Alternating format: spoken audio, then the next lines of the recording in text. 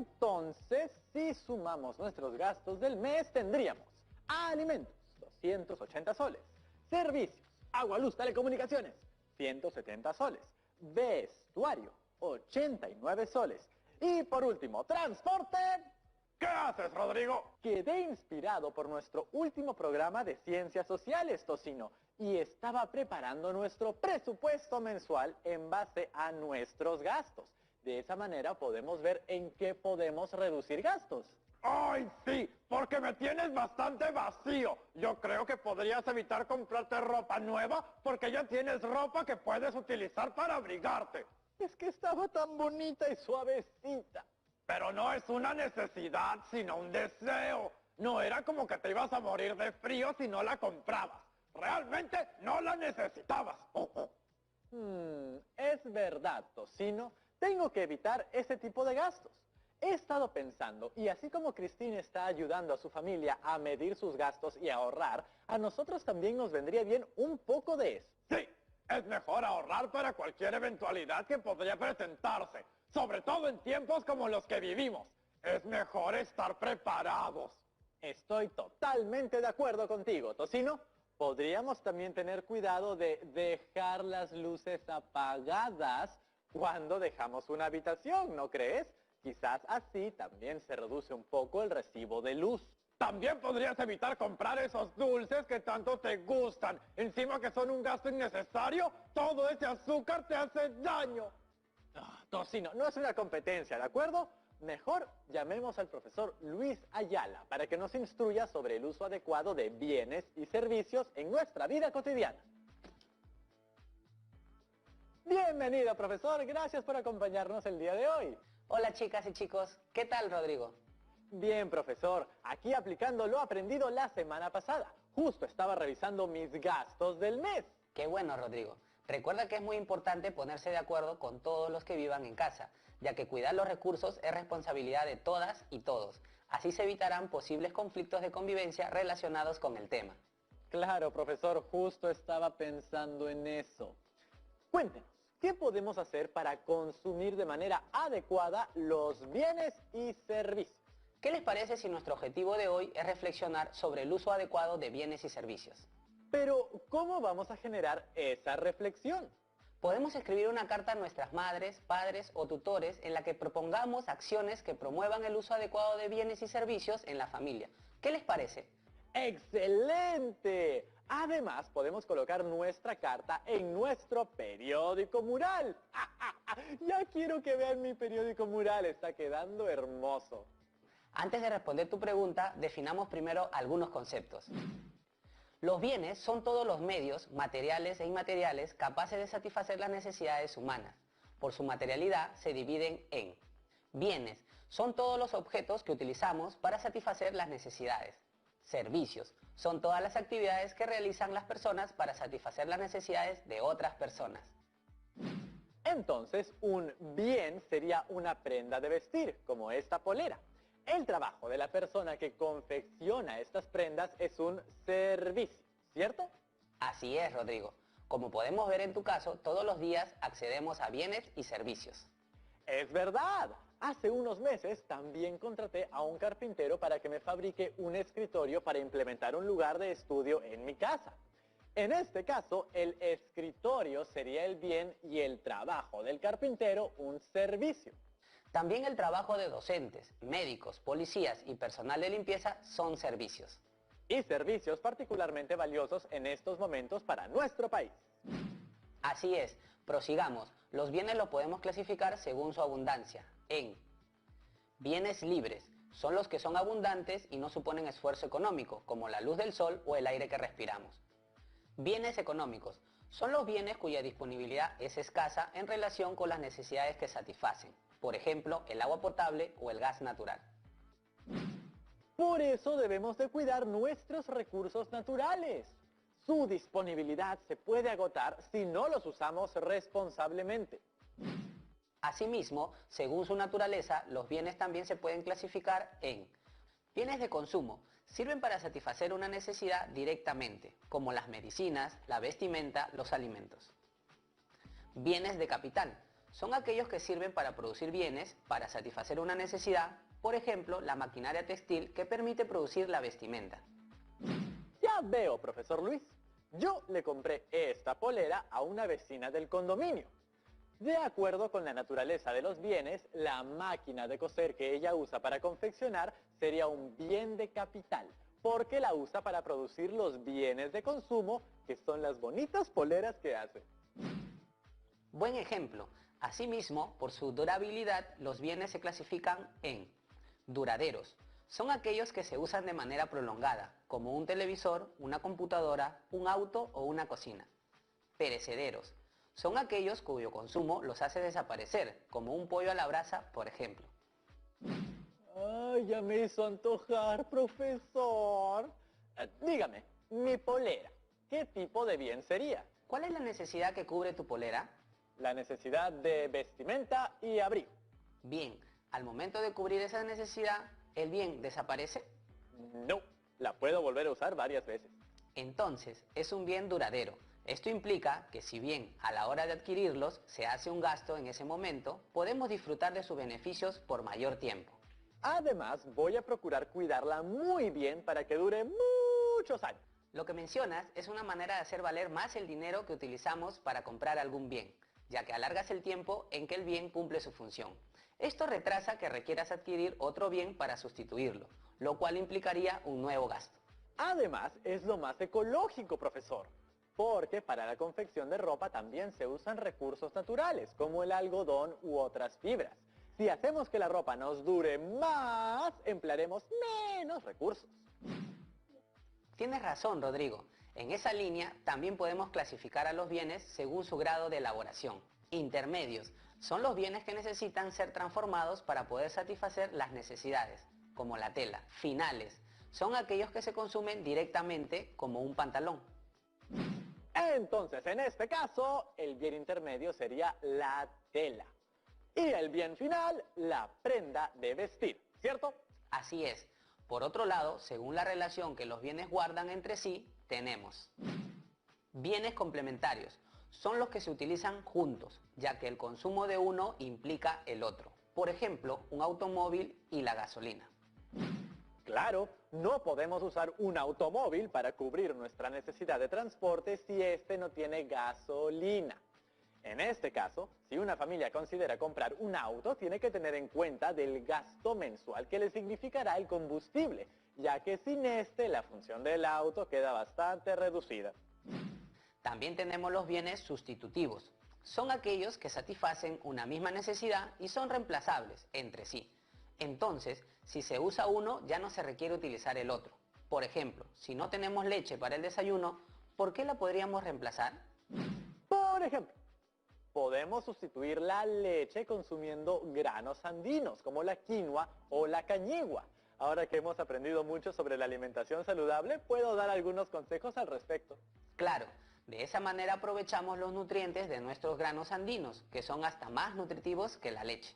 Profesor, ¿y qué hay de los bienes que son compartidos? Quiero decir, aquellos que nos pertenecen a todos. Excelente observación, Rodrigo. Hablemos sobre la propiedad de los bienes. Se pueden clasificar en bienes públicos y bienes privados. Por ejemplo, un parque es un bien público, pues se cuidan y conservan con los tributos que los vecinos pagan al municipio. Los bienes privados son los que pertenecen a una persona o a un grupo determinado y solo ellos lo utilizan. Por ejemplo, una casa o departamento. Ahora que hablamos de bienes públicos, quisiera mencionar que algunas personas no utilizan de forma adecuada los bienes que nos pertenecen a todos. Por ejemplo, cuando dejan basura en los parques, playas o losas deportivas. Has tocado un tema muy importante y que nos involucra a todas y todos, el cuidado de los bienes públicos. En estas circunstancias valoramos más que nunca los bienes que nos pertenecen a todas las personas, como los parques o playas, a los cuales podemos acudir con mascarilla y manteniendo distancia social, por supuesto, para tomar un poquito de aire fresco durante este aislamiento. Además, están los hospitales, donde tenemos que ir en caso tengamos una emergencia. Y nos damos cuenta de que su cuidado depende de todas y todos. Y claro, no todos nos esforzamos igual en esto, pero deberíamos. La ciudadanía es como un ejercicio de convivencia gigante. Por supuesto, y es bastante sencillo. Desde pequeños, nuestras madres y padres y docentes nos enseñaron a no botar basura en la calle, sino en los tachos correspondientes. Y si no hay ninguno cerca, pues llevamos los residuos con nosotros hasta encontrar uno o desecharlo en casa. A algunas personas parece que se les ha olvidado si se siente tan bien cuando paseas en un parque o una playa o por una calle que está limpiecita. Es importante que todos tomemos conciencia que los bienes y servicios públicos nos pertenecen a todas y todos los peruanos, y por ello es tarea de todas y todos cuidarlos. ¿Y qué pasa con los servicios públicos? En estos tiempos vemos cuán importante es la labor del personal de salud y de limpieza, la policía, el ejército, la primera línea de la que tanto escuchamos hablar. ¿Cuál sería la diferencia entre los servicios médicos que ofrece una clínica frente a los que ofrece un hospital? Interesante pregunta. Eso nos lleva a la clasificación de los servicios o bienes inmateriales. De acuerdo al origen del servicio, se clasifican en servicios públicos. Son los que administra el Estado, como los servicios médicos que se ofrecen en hospitales y postas, el programa de educación básica regular y su iniciativa Aprendo en Casa, el abastecimiento de agua, entre otros. Servicios privados. Son los que administran las empresas privadas, como los servicios educativos en colegios y universidades particulares o los servicios de las clínicas. Al pertenecer a empresas privadas tienen costos diversos. ¿Y cómo hace el Estado para brindar todos estos servicios? El Estado tiene los fondos económicos para brindar esos servicios, debido a que recauda impuestos o tributos de los ciudadanos y ciudadanas. Por eso es tan importante pagar nuestros impuestos. Gracias a ello se puede contratar los servicios de médicos, profesores, enfermeras, policías, personal de limpieza, entre otros. ¿Todos pagamos impuestos, profesor? ¿Hasta las chicas y chicos que nos están viendo? Claro que sí. En nuestro país hay varios impuestos. La mayoría depende de tu nivel de ingreso o aplican a ciertas actividades productivas. Sin embargo, también tenemos un impuesto que aplica por igual a todas y todos los ciudadanos cuando compramos algún producto. ¡Claro! Ese es el famoso IGB, ¿cierto? Sí, ese es el impuesto general a las ventas. Todos los productos que compremos deben de incluirlo en su precio final. Entonces, hasta con mis compras del mercado estoy contribuyendo a recaudar fondos necesarios para los servicios y bienes públicos del país. Así es, Rodrigo. Por eso es importante pedir nuestra boleta de venta. ¿Boleta de venta? ¿Se refiere a ese documento que nos dan cuando compramos algo? Sí, ese documento, en físico o virtual, es muy importante porque así aseguramos que quien nos vendió el producto esté pagando los impuestos que corresponden, que ya están incluidos en el precio que nosotros hemos pagado. Entonces, cada vez que nosotros hacemos una compra, estamos pagando el impuesto general a las ventas, IGB, en el precio. Debemos pedir la boleta de venta para asegurarnos que el vendedor pague esos impuestos al Estado y así puedan dirigirse a los servicios públicos. Así es, Rodrigo. Aunque nos parezca un monto pequeñito, es importante pedir boleta, porque somos muchos ciudadanos y ciudadanas. Entonces, de poquito en poquito va sumando, y gracias a ello se podría comprar equipos de protección médica, alimentos para personas en condición vulnerable, entre otros. Por ejemplo, los impuestos por una compra de tan solo 20 soles son el valor de un desayuno para alguien que lo necesita. ¡Excelente! Felizmente, mi vecina me dio mi boleta de venta por los servicios. ¿También los podemos pedir? Claro que sí, Rodrigo. Si vienen a hacer una reparación a tu casa, un arreglo a tu computadora o un corte a tu cabello, también debes solicitar tu comprobante de pago. Profesor, hasta el momento ha mencionado servicios que recibiría de forma particular. Pero ¿qué pasa con los servicios que son compartidos por muchas personas a la vez? Por ejemplo, el transporte público. También es un servicio, ¿cierto? Claro, Rodrigo. Los servicios también se pueden clasificar según su destinatario. Los servicios individuales son los que brindan a una persona de forma individual por un tiempo determinado. Por ejemplo, si contratamos un electricista para que haga un arreglo en nuestra casa o a una abogada para que nos ayude a resolver un proceso legal. Se tratan de servicios individuales. Por el contrario, están los servicios colectivos. Estos satisfacen las necesidades de toda o gran parte de la sociedad, como el servicio de transporte público, el de energía eléctrica, la educación básica regular, entre otros. Interesante. Y ahí nos encontramos nosotros y estos programas, ¿no es cierto? Pues este servicio colectivo debe hacer una breve pausa para luego regresar con todas y todos ustedes. No se vayan, que ya volvemos. El objetivo de elaborar una de primero de secundaria. Hoy, en el área de Ciencias Sociales, estamos aprendiendo sobre los bienes y servicios, con el objetivo de elaborar una carta que proponga acciones para el uso adecuado de los bienes y servicios en familia. No se olviden que este producto también lo colocaremos en nuestro periódico mural sobre convivencia. Profesor, cuéntenos, ¿cómo es el proceso mediante el cual los bienes y servicios llegan a nosotros? Bien, Rodrigo, conversemos sobre el proceso económico. El proceso económico es el conjunto de actividades que los seres humanos realizan con el objetivo de obtener bienes y servicios para satisfacer sus necesidades. Este proceso económico consta de 5 etapas. 1. La producción. Es la creación de los bienes y servicios que se utilizan para satisfacer necesidades. En esta etapa se utilizan ciertos factores como la naturaleza o tierra, es decir, los recursos naturales, el trabajo o mano de obra, el capital o dinero. Esta actividad es la principal fuente de riqueza, ya que en esta etapa se genera el bien físico. Esta etapa contemplaría el momento en el cual mi polera fue elaborada, ¿cierto? Es decir, cuando fue confeccionada y pasó de ser tela e hilos a una prenda de vestir. Tal cual, Rodrigo. La siguiente etapa es 2. La circulación. Es el traslado de los bienes producido de un lugar a otro, por lo general hacia los mercados donde se realizará su venta a los consumidores. Esta etapa depende de las vías de transporte, es decir, de las carreteras, pistas, puertos, aeropuertos, así como de la calidad de los barcos, camiones, aviones que se empleen para su movilización.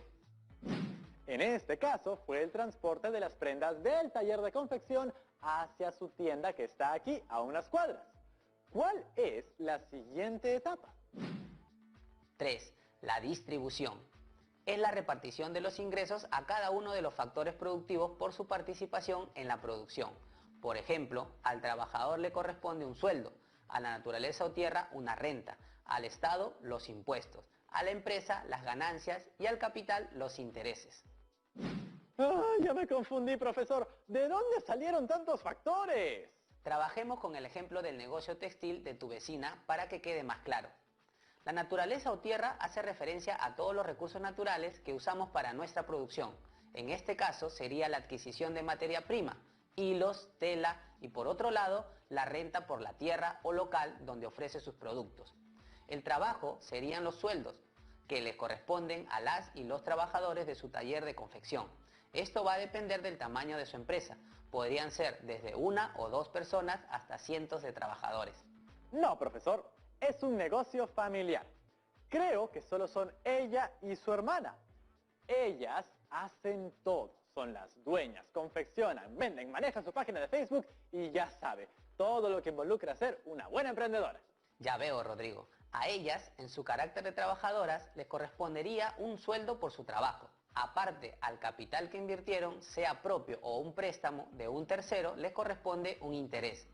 A la empresa que han conformado le corresponde una ganancia y al Estado le corresponden los impuestos por cada una de las ventas que han logrado. Y con esos impuestos se podrán implementar los servicios públicos de los que hemos estado conversando. Ahora sí me quedó clarito, profesor. ¿Y el consumidor dónde quedó? Aún nos faltan 2 factores más del proceso económico, Rodrigo. Veamos. 4. El consumo. Es el uso de los bienes y servicios para satisfacer las necesidades. Siguiendo con este caso, sería el momento en el que tú adquiriste tu nueva polera. Finalmente, tenemos la última etapa. 5. La inversión. Es la adquisición de bienes de capital para iniciar un nuevo ciclo de producción. Aquí con las ganancias que han obtenido por las ventas de sus mercancías. La idea es que reinviertan parte de ella en volver a iniciar la producción de bienes para hacer sostenible en el tiempo su negocio. Profesor, entiendo que este proceso productivo es necesario para el desarrollo de nuestra economía. Si la gente produce, puede vender bienes o servicios y tener dinero para, a su vez, comprar los bienes y servicios que requiere a otras personas y así sucesivamente. Para que este proceso funcione, comprar o consumir es indispensable. Entonces, ¿cómo podemos delimitar entre consumo y consumismo? Buena pregunta, Rodrigo. En realidad es bastante simple. El consumo supone adquirir lo que se necesita. En cambio, el consumismo es un comportamiento irracional que conduce a adquirir bienes y servicios no necesarios. Por ejemplo, comprar unas zapatillas de marca carísimas con el único objetivo de impresionar a los demás o comprar el último modelo de un celular cuando tenemos uno que funciona perfectamente bien. Son ejemplos de consumismo. Profesor, entonces, ¿cómo podemos aprovechar adecuadamente los bienes y servicios? Comprando únicamente lo que necesitamos. Por ejemplo, esa polera está muy bonita, pero ¿fue realmente necesaria? ¿No tenías ninguna otra prenda con la cual abrigarte? Pues la verdad es que sí. No se preocupen que la pienso cuidar mucho para que dure mucho tiempo. Normalmente te diría que no está mal hacer algunos pocos gastos en deseos, pero hoy en día es muy importante tener conciencia de que la situación económica del país ha cambiado. Las y los invito a dialogar con sus familias al respecto. Así también se pueden evitar conflictos por temas económicos y cuidamos la buena convivencia. Sí, profesor Luis, si no somos responsables con el uso del dinero, podemos generar muchos problemas para nosotros, la sociedad y la naturaleza, como el endeudamiento, la morosidad en los pagos, el agotamiento de los recursos naturales y la contaminación. Así es, en estos meses de emergencia sanitaria, ¿creen que cambiaron los hábitos de consumo de los peruanos? ¿Qué creen que consumimos más los peruanos? Papel higiénico. No es una exageración, pero quizás artículos de limpieza. Diversos estudios muestran que los peruanos aumentamos nuestro consumo de productos de aseo y limpieza, así como de electricidad y telecomunicaciones. Incluso, al inicio de la pandemia, aumentó la venta de harinas. Yo debo de haber sido uno de los culpables. Como les he comentado, me gustan mucho los dulces, así que comencé a prepararlos en casa. Otros vecinos del condominio también se dedicaron a la repostería e incluso iniciaron su negocio de postres. Qué bueno que hayan encontrado la oportunidad en medio de la dificultad. Veamos, ¿podrían señalar el proceso económico en su emprendimiento? A ver, la producción es el trabajo de elaborar los postres. La naturaleza, los insumos que utilizan, y el capital es el dinero que invirtieron para comprar sus insumos, lo que gastaron en gas y utensilios también. La circulación, los medios de transporte que utilizaron para ir a comprar y dejar sus productos. En este caso nosotros fuimos los clientes por excelencia, así que fue un proceso bastante sencillo. La distribución son las ganancias que obtuvieron de la venta de sus postres. El consumo es lo que gastaron para satisfacer sus necesidades. La inversión es la parte del dinero que utilizaron para volver a comprar insumos y producir más postres. Muy bien, Rodrigo. Así es. Imagino que tus vecinos ya formalizaron su negocio y cumplen con todas sus responsabilidades tributarias. Recuerden que con los impuestos podremos ayudar a que el país salga adelante. Nos han llegado varias preguntas, profesor. ¿Nos acompaña a responderlas? Por supuesto, mientras más preguntas, mayor es el aprendizaje.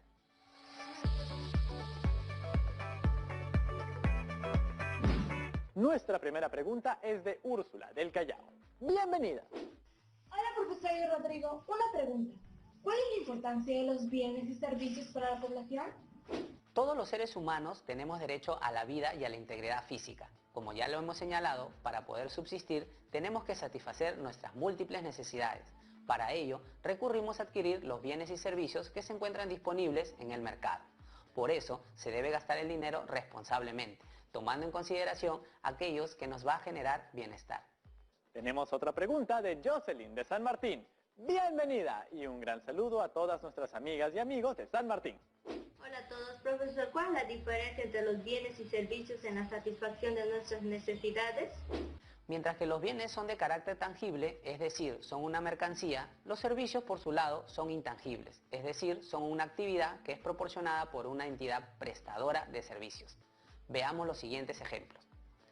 Los seres humanos necesitan comer. Para poder satisfacer esa necesidad, debe adquirir y consumir alimentos, bienes, y saciar su hambre. Para que puedas ver tu programa favorito en la televisión, necesitas de energía eléctrica. servicio, que te proporciona una empresa determinada. Vamos con la siguiente pregunta. ¿Qué sucedería si no se producen los bienes y servicios suficientes para toda la población? Para atender las necesidades de la población, se producen los bienes y servicios que serán ofertados o puestos en el mercado en proporción a la cantidad de población existente. Es decir, hay un equilibrio entre los productos ofertados y las demandas que requiere la población.